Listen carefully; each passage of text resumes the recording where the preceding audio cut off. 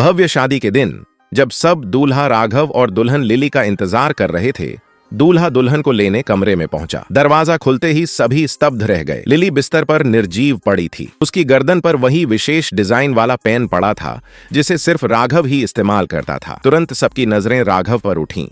लोगों ने फुसफुसाते कहा, कहीं ऐसा तो नहीं कि लिली के पेट में पल रहा बच्चा उसका नहीं और राघव ने बदला लिया हो। पास सफाई देने के लिए शब्द नहीं थे। उसने जल्दी से सबको याद दिलाया कि कमरे में कैमरा लगा है। ससुर माधव और सास वसुंधरा ने रात का सीसीटीवी फुटेज निकलवाया। रिकॉर्डिंग देखकर सब दंग रह गए।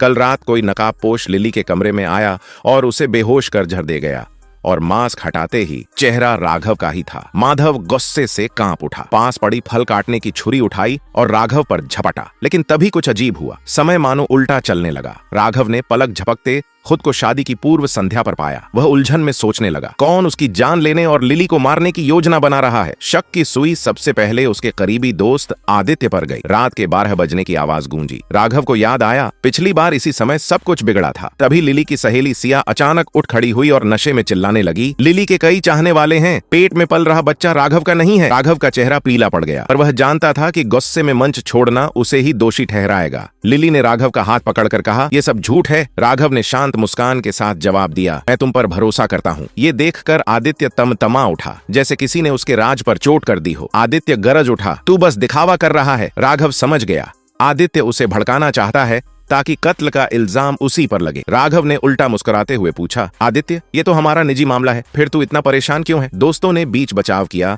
और आदित्य गुस्से में बैठकर शराब पीने लगा। खेल के दौरान लिली की दूसरी सहेली रिया हार गई और उसे ढेर सारा शराब पीना था। राघव को याद आया कि पिछली बार लिली नशे में ही बेसुध हो गई थी। उसने तुरंत रिया को रोका, कल वो दुल्हन बनेगी, तुम लोग उसे क्यों पिलाना चाह रहे हो? ये शराब मैं पीता हूँ। राघव ने गिलास उठाकर खुद पी लिया। फिर उसने लिली और रिया को कहा, तुम दोनों घर जाओ। रिया के साथ एक बड़ा लाल लिफाफा भी भेजा और हिदायत दी कि वो आज रात लिली के कमरे में ही सोए। रिया ने खुशी से हामी भर दी। राघव ने ऊपर लगे कैमरे को देखते हुए सोचा, उसे पक्का अलिबी चाहिए। तभी सिया को अचानक फोन आया और वो वहीं से चली गई। ये वही घटना थी जो पिछली जिंदगी में भी हुई थी, जिससे राघव को और शक हुआ। रिया, जो हल्के नशे में थी, राघव के लिए जोर जोर से बोलने लगी, इतने अच्छे इंसान को लिली ने धोखा दिया, ये तो गलत है। राघव को यकीन हो गया, सिया और आदित्य दोनों में कुछ गड़बड़ है। रिया ने उसे उकसाया, अगर दिल में गुस्सा है तो निकालो। राघव ने शांति से कहा, तुम घर जाओ और अगर नशे में हो तो कल शादी में मत आना। जाते जाते रिया ने रहस्यमयी मुस्कान दी, जिसने राघव का दिल और दहला दिया। राघव का बचपन का दोस्त समीर उसकी बेचैनी समझ गया और बोला, अगर तू चाहे तो मैं अभी लिली को बता दूं, शादी रोक दें। राघव ने इनकार कर दिया, ऐसा करने से लोग और शक करेंगे। वह बाथरूम गया